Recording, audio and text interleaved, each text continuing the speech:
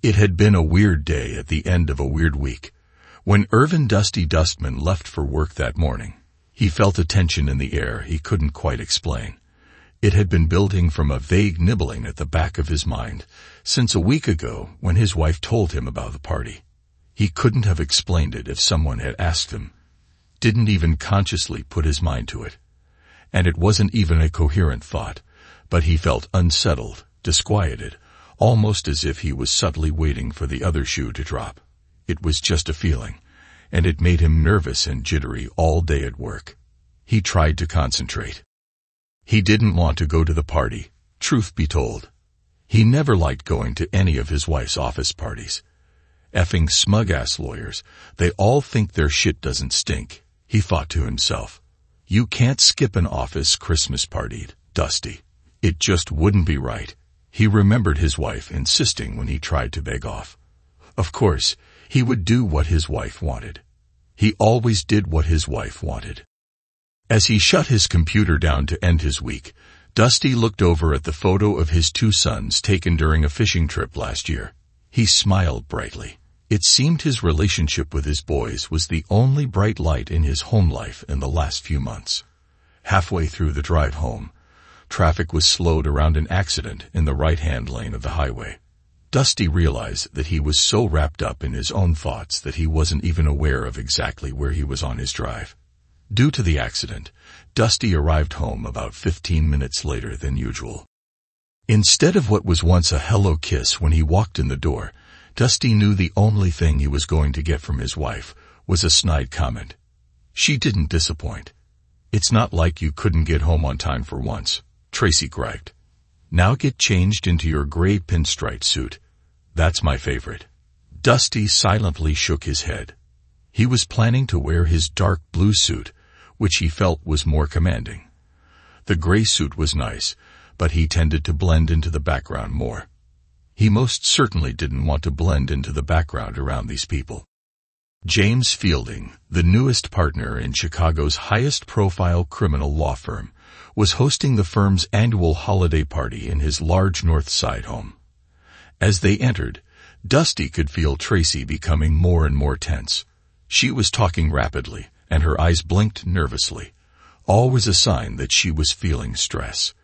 As they reached the door to what appeared to be a large entertaining area, Tracy's grip on his arm tightened, and she pulled him to the side, pressing him back against the wall and wrapping him in her arms. "Tracy, what's going on? Is something wrong?" he asked. "No, I just wanted to say." "What?" he asked. "Listen, Dusty, you know I love you. I always have, and I just want you to remember that. Whatever happens tonight, it doesn't matter between us. Nothing is ever going to change. I just want you to remember that. We're fine. I know you don't like these people, and it may be shocking, but as long as you remember that nothing is going to change between us, you're going to be okay." "I have no idea what you're talking about," Dusty said. "You're right. I don't fit in with all these lawyers and high-powered jerks. But what's different? These events have never been fun for me, but I'll just put up with it like I always have. Just remember, we're okay," she said. She stepped back away from him and let him lead her into the room. Fielding was holding court in front of a large bar, which featured a painting of a naked woman lying on a bed. Dusty moved off to the side of the bar to get a white wine for Tracy and a scotch for himself, nodding to Fielding when the two locked eyes for a second. Fielding nodded back and gave Dusty an evil grin. Dusty hated that look. In fact, he wasn't sure he didn't hate Fielding as well. Dusty got the two glasses and moved to intercept Tracy, who was heading for Fielding and his group. Tracy had maneuvered Dusty so his back was to the bar. He stood on the outside of the group. Tracy worked her way over to Fielding, who gave her a polite peck on the cheek before going back to pontificating about something. Standing on the periphery, Dusty really wasn't paying attention to the conversation.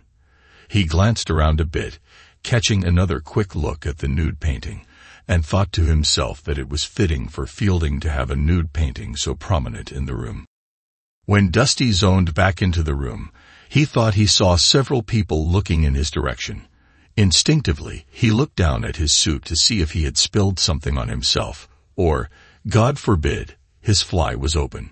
He didn't see any spills, and a subtle check on his fly revealed it was up. Still, the looks continued. Feeling uncomfortable, Dusty turned toward the bar, again glancing at the painting. The painting was incredibly erotic, Dusty thought. The raven-haired beauty was lying nude and glassy-eyed on a bed, obviously just having had what appeared to be very satisfying sex. It was a look he knew all too well, on a face he knew all too well. The woman in the painting was standing right next to him. Dusty stopped thinking. For that matter, he stopped breathing too. He stood open-mouthed staring at the painting. He didn't notice Fielding and his wife exchanged smirks. Gradually, others in the room turned toward Dusty, some smirking, others with pity showing on their faces. After what felt like forever, but was probably only 10 seconds, Dusty gathered himself and whispered to his wife, "That's you." The room had gone completely silent when Dusty stared at the painting, and his whispered exclamation might as well have been a scream for the volume it carried. "No," Tracy said quietly. "That woman has black hair, and I have auburn, silly." She giggled softly, which only seemed to make her disclaimer even more false. Several people looked from Tracy to the painting and back again, and several more were laughing quietly. Fielding gave Tracy a quick wink. Dusty looked over at his wife, then shifted his gaze back to the painting. In an almost catatonic voice, he said, "Black hair, but auburn pubic hair." "Your pubic hair." Tracy looked hard at the painting. Although she had seen the painting before, she hadn't noticed that the painter had left her pubic hair the actual color, not making the change to black like he had with her hair. She quickly wondered if that had been intentional or was a mistake. Not that it really mattered. Tracy had surmised Dusty would eventually figure out that the painting was of her, but she and Fielding had figured it would be later on in the evening, after he had been softened up by a few drinks. Neither had planned on such a quick reveal. Dusty felt 2 sets of strong hands grab him by the arms and shoulders. He was hustled out of the main room into a smaller one to the side. Fielding and Tracy followed a second later. Fielding practically sneered at the smaller man. "Listen, you little nerd. This is how it's going to be from now on. Your wife is going to be my slave, and you get to keep her and your home life when I'm not using her," Fielding said. "Fight this, and the firm will represent Tracy and take everything you have. And I'll still be screwing her." Dusty looked back and forth between Fielding and his wife. He felt both literally and figuratively trapped. "This has been going on for quite a while now, and you never had a clue," Tracy explained. "So you lost nothing. We're not going to change anything. You and I are going to continue on as we always have, and I will continue to see Jim, or I will take half of everything we own in a divorce and continue to see Jim. The choice is yours. Most of my coworkers and friends already know you're a cuck. Just about the only ones who don't know yet are the boys and your friends. This is just about your ego. I mean, we can continue to be man and wife, with all that implies, or, why would I want to sleep with you ever again?" Dusty replied. "You're screwing him. You've made that quite clear. I'm just an afterthought. I'm not taking sloppy seconds from James Fielding's whore. Feel better now, Dusty, now that you've gotten to call me a whore. What's next? You're going to accuse me of having cooties. God, he was so right about you. You are just a little man." Fielding's laughter reverberated in the room as Dusty was escorted out of the room and then the house. Dusty heard the laughter as he left. He held his tears in check, barely. "Did you see the look on Hub's face when he saw that painting?" crowed Fielding to Tracy. "You do know that he's smart enough to figure out when that was done. At least started." "Yeah, I guess I'm going to have to apologize to him. But when he practically accused me of cheating, I guess I figured I needed to get back at him somehow. The painting was a great idea, Jim. But you were cheating on him at that point." Fielding laughed. Tracy followed Dusty out, figuring she would need to calm her husband. In truth, Dusty had questioned his wife several times in the past year when things didn't quite add up, but each time Tracy had gotten on her high horse about her husband not trusting her. That argument had successfully backed down Dusty, who felt bad that he questioned his wife of 27 years. As the two drove home, Dusty reflected back on Tracy's 12-year career with Scott Hansen LLC. After staying home, raising the couple's two sons until they had gone to school, Tracy decided she wanted to go back to work. At first, she was assigned to Old Man Hansen, the firm's senior partner. But when Hansen retired 3 years previously, he was replaced by 35-year-old Fielding, a 6'4", 220-pound hulk who made 47-year-old Tracy nervous by the way he looked at her, she admitted. Despite that, she chattered on about her new boss for the first 2 months, then suddenly went radio silent. Dusty knew that Tracy could still turn heads with her long hair and amazing curves. He still thought she was the most beautiful woman he had ever met, and often wondered how he had gotten lucky enough to land the prize. Not that Dusty was an ugly dweeb.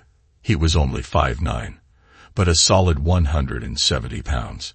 He was quiet by nature and analytical, typical traits most people would associate with accountants, which he, in fact, was. When Dusty found out that Tracy's new boss was a large, handsome younger guy, he figured he would try to keep track of his wife's comings and goings. Tracy didn't work late with Fielding any more than she had with the old man, at least until about a year ago. Then, the late nights started increasing before a week-long trip to New Orleans with Fielding for some kind of legal symposium. Dusty wasn't happy that Tracy had to make the trip, but he understood that as his admin, there were going to be times that she would have to make trips.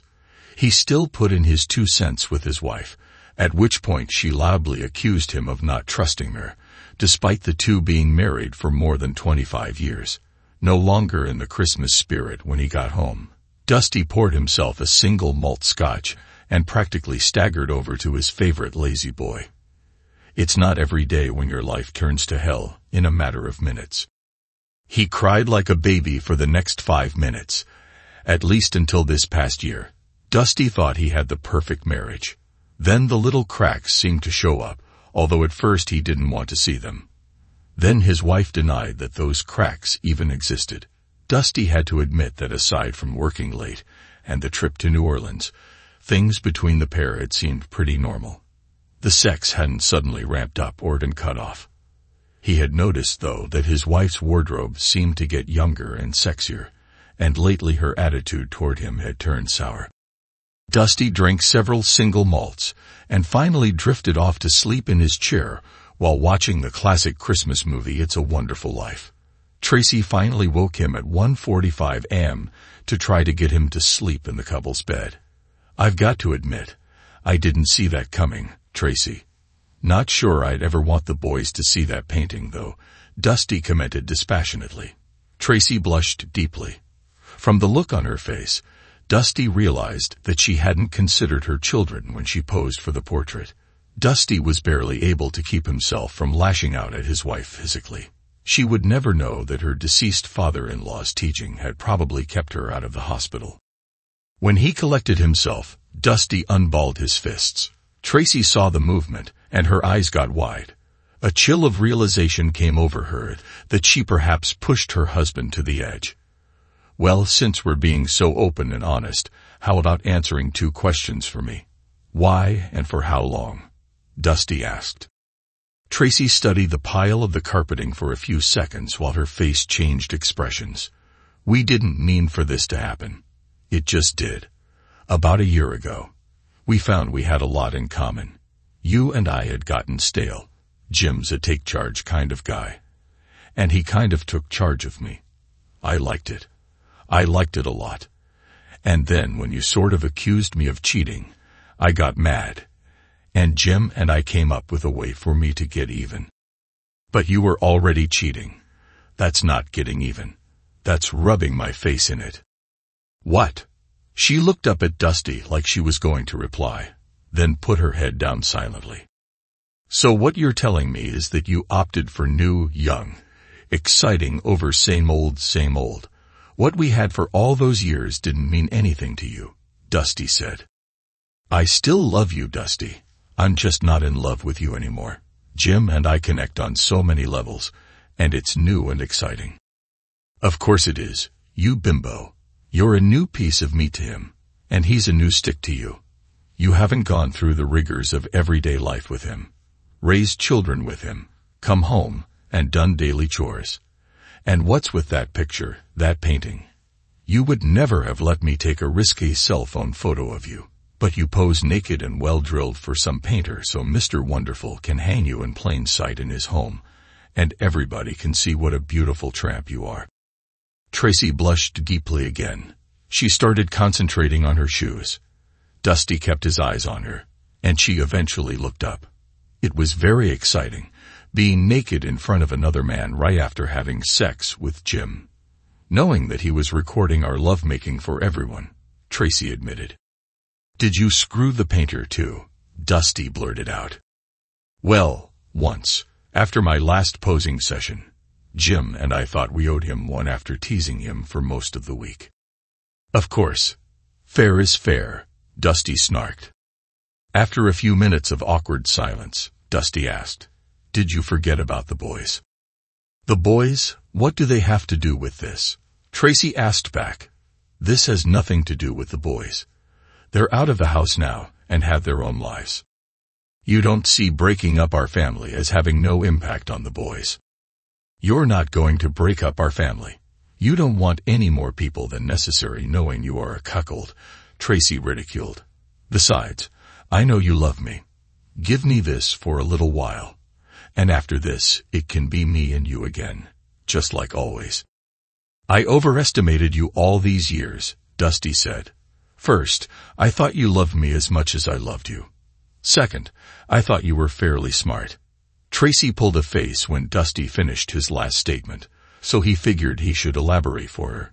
Tracy, a no-fault divorce does not mean there is no one at fault. It just means the state doesn't want to screw around with trying to find fault and splitting assets. I am not afraid to tell the world that I am a cuckold because you are an unfaithful tramp. What do you think the boys are going to say to that? Tracy stammered. She stuttered. Finally, she choked out. You wouldn't. Watch me, witch. You would ruin my relationship with my boys to get back at me. You scumbag, she hissed. No, not to ruin your relationship, but to accurately tell my side of the story, you witch. The truth hurts, doesn't it? Confident when the confrontation started, Tracy looked defeated as she whispered, Can't we discuss this further? I'm afraid not, Tracy. You had sex with him in his bed. Now you get to lie in it.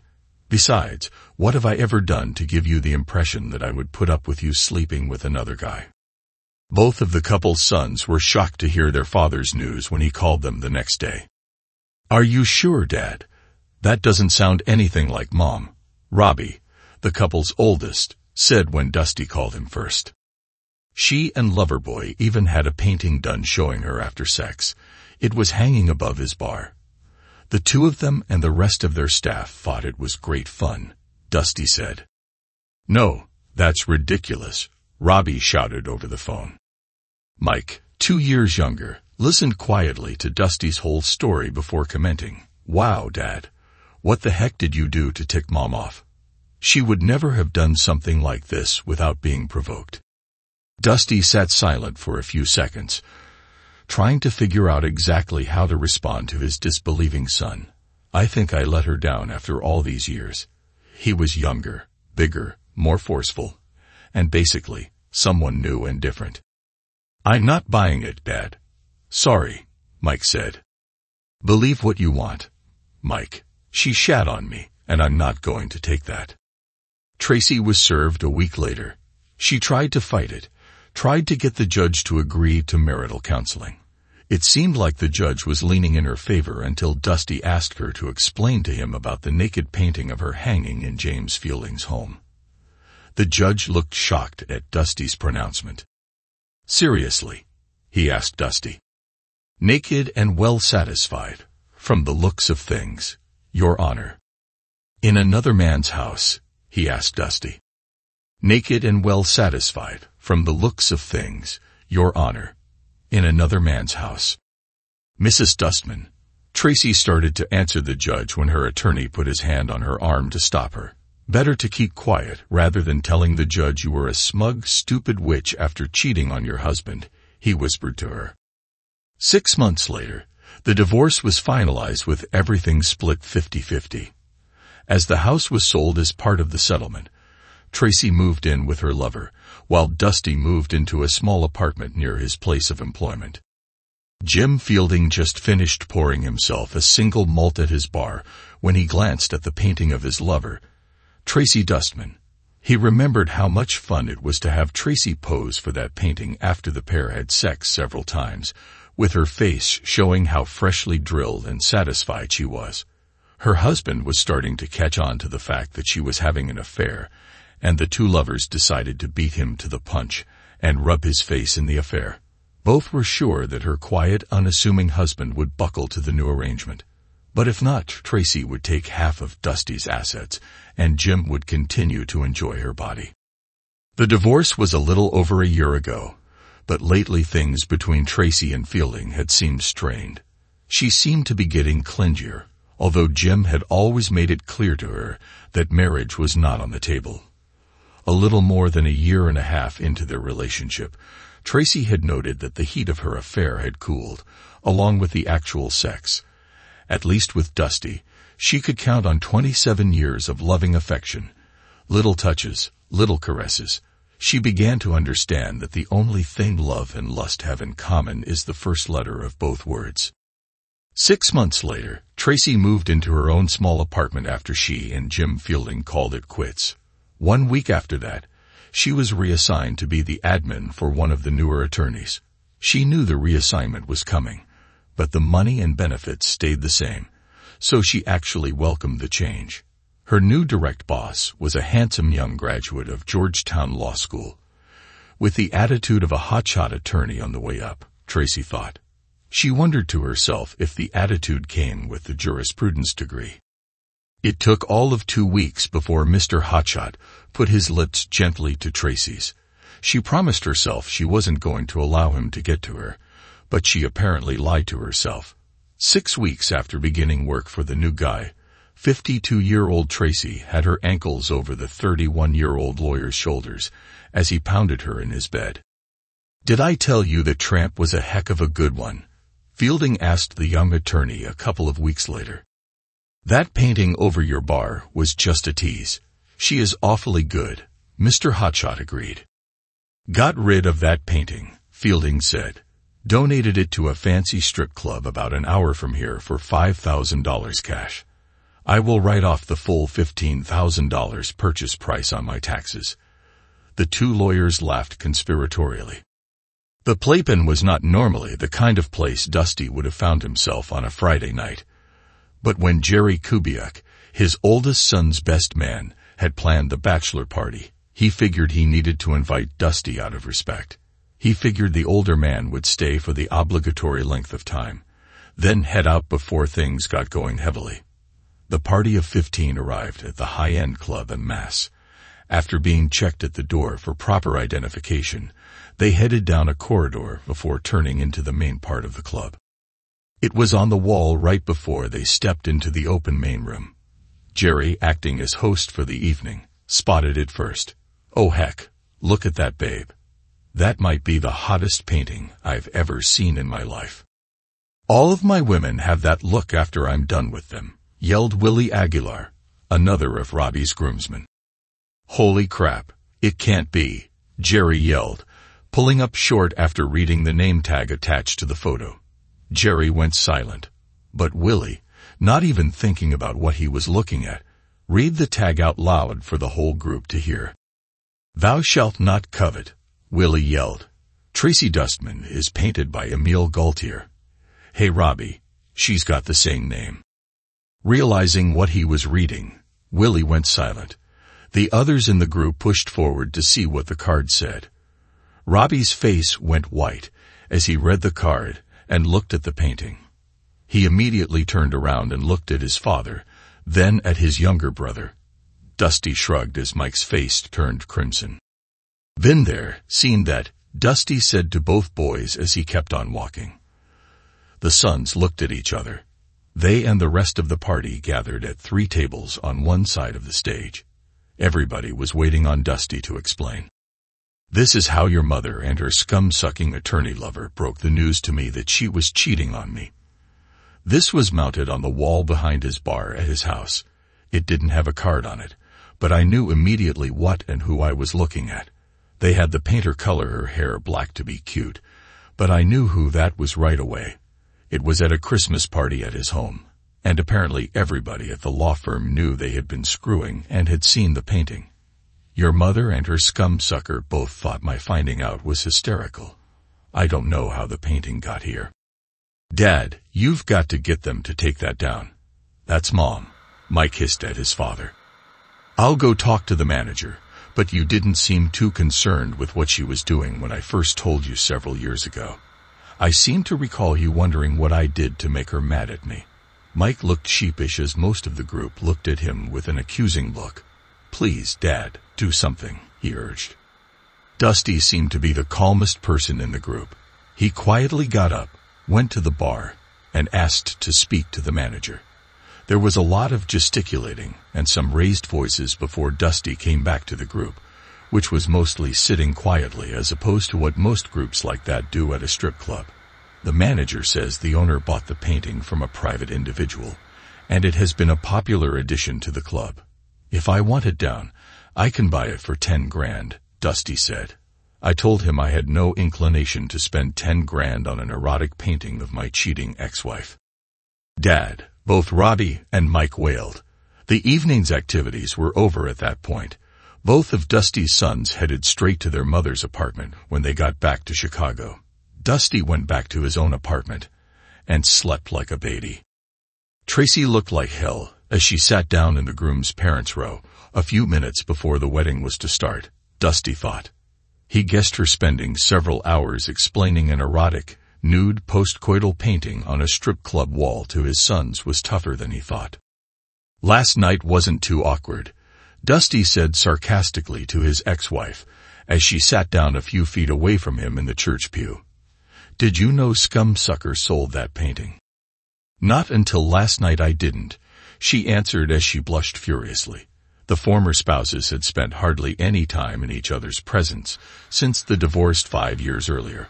Dusty had to admit that Tracy still looked good, aside from the red, cried-out eyes.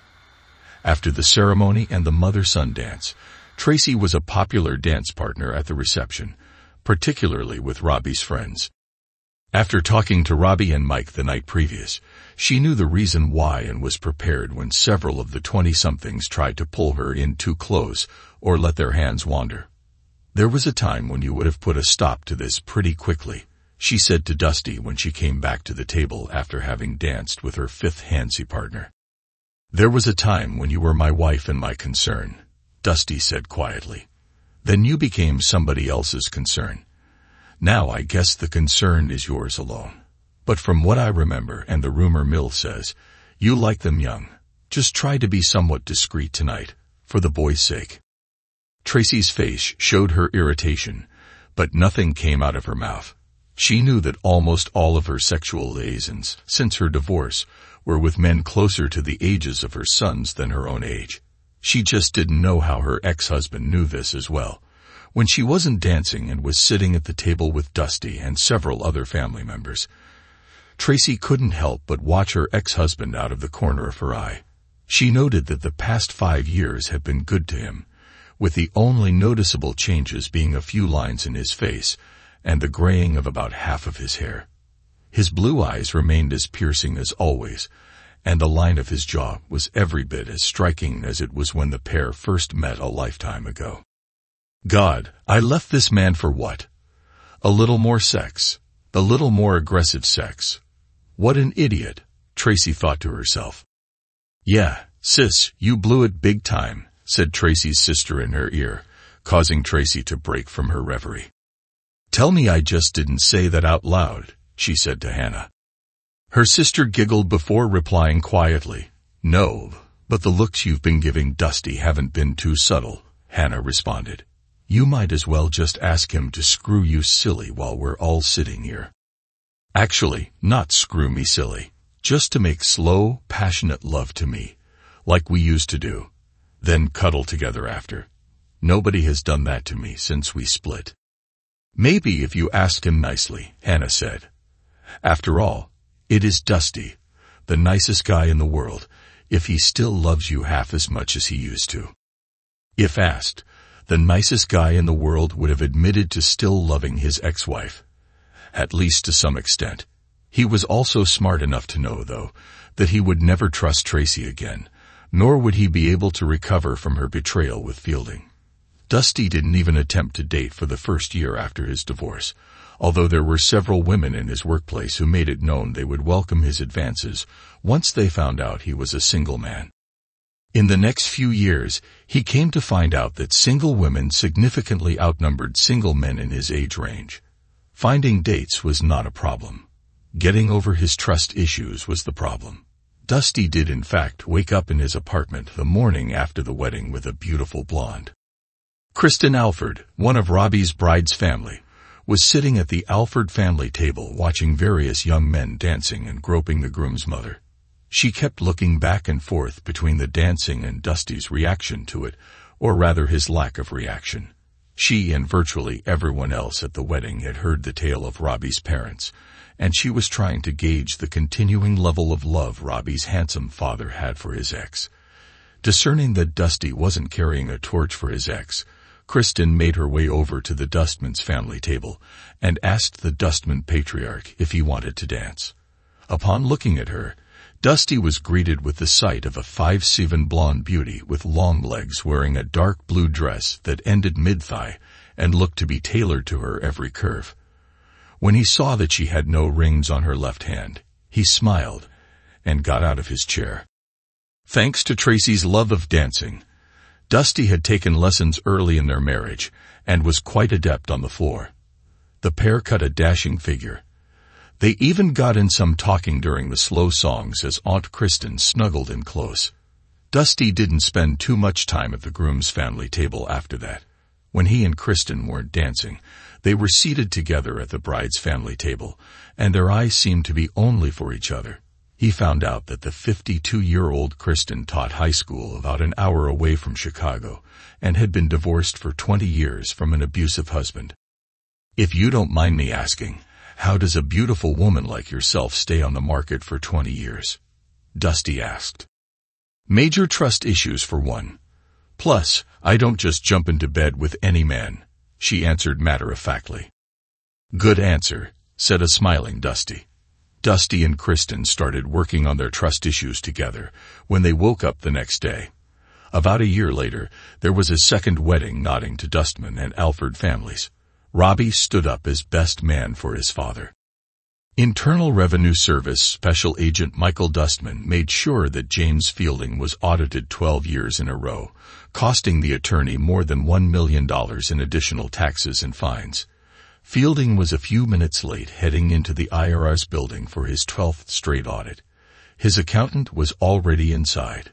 Fielding knew that somebody must have targeted him with the IRS, but he had so many enemies the list was long, and he didn't have the time to check them all out. These IRS bozos were costing him plenty. Fielding thought as he walked toward the building. If he ever found who ratted him out, there would be hell to pay because he was James Fielding, and nobody messed with him. He was inside his own head pretty good and wasn't paying complete attention to his surroundings when a man wearing a baseball hat and dark sunglasses reached out with his left hand as he and Fielding passed each other. Fielding crumpled to the ground a split second after he felt the pain in his testicles. He had barely heard the crackle of the stun gun.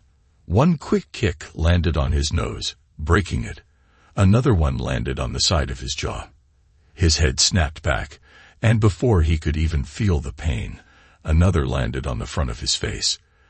The assailant then maneuvered near his legs, and Fielding could see him raise his knee, and even before he could move, it came down. Sharp pain streamed throughout his body, sending him into a dark black world. Robbie grinned as he put the weapon back in his hoodie pocket, took out 3 teeth that had plunged into his shoe, and kept walking. Thanks to everyone who took the time to listen to today's stories. If you enjoyed it, please consider liking and subscribing if you haven't already. Feel free to share your thoughts on the events in the comments below. Take care,